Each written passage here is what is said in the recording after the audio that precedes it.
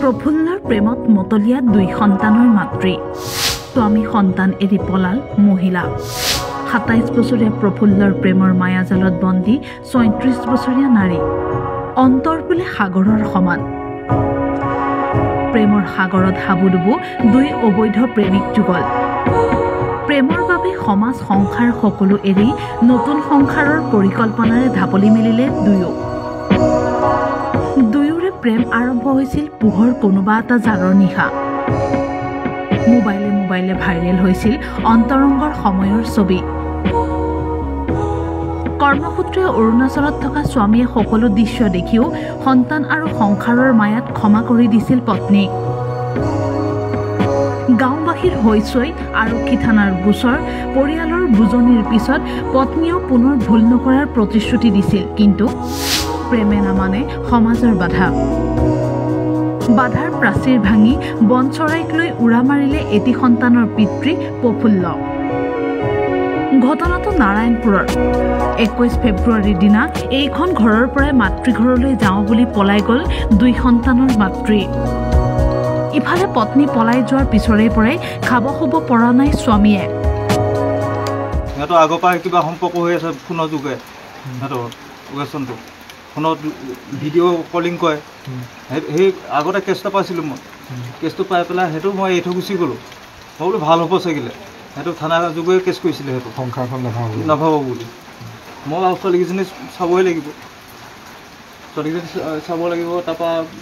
মই সেইকাৰণে গৈ পেলাই আকৌ কাম কৰি দিছোঁ মই আগৰ য'ত জেগা আছিলোঁ তাতে আছিলোঁ খোৱা বোৱা বন্ধ কালিৰ পৰা মই একো খোৱা নাই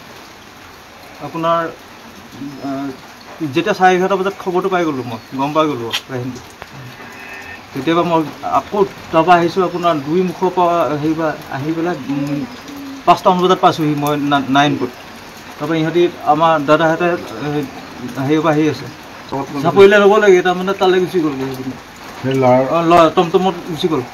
তাৰ ঘৈণীকো আছে ঘৈণীকজনী গুচি গ'ল এই আগৰ কেছটোৰ কাৰণে এতিয়া গুৱাহাটীত আছেগৈ ল'ৰাটো এৰি থৈ গুচি গ'ল ঘৰ আপোনাৰ এই থকাতে আমাৰ ওচৰতে বহুত দুখ লাগিছে মোৰ মই অৰুণাচলত আছিলোঁ সিহঁতৰ আগতে সম্পৰ্ক আছিলে মই এবাৰ এৰি থৈ গুচি গ'লোঁ আজি 17 দিন হৈছে 17 দিনৰ মূৰত কালি মই আহি পেলাই পাইছোঁহি 5টা বজাত আহি পেলাই পালোঁ আপোনাৰ শুনিছোঁ এনেকৈ নোহোৱা বোলে গুচি গ'ল বহুত দুখ কালিৰ পৰা মই একো ভাত খোৱা নাই কিবা খোৱা নাই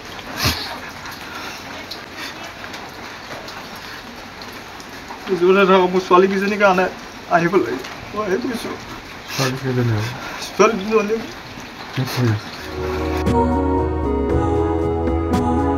পৰকীয়া প্ৰেমৰ এই ঘটনাই এতিয়া অঞ্চলটোৰে চাঞ্চল্যৰ সৃষ্টি কৰিছে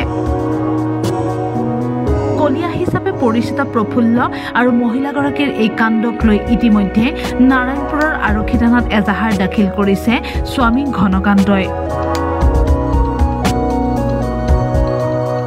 নাৰায়ণপুৰৰ পৰা বিতুপন ফুকনৰ ৰিপৰ্ট টাইম 8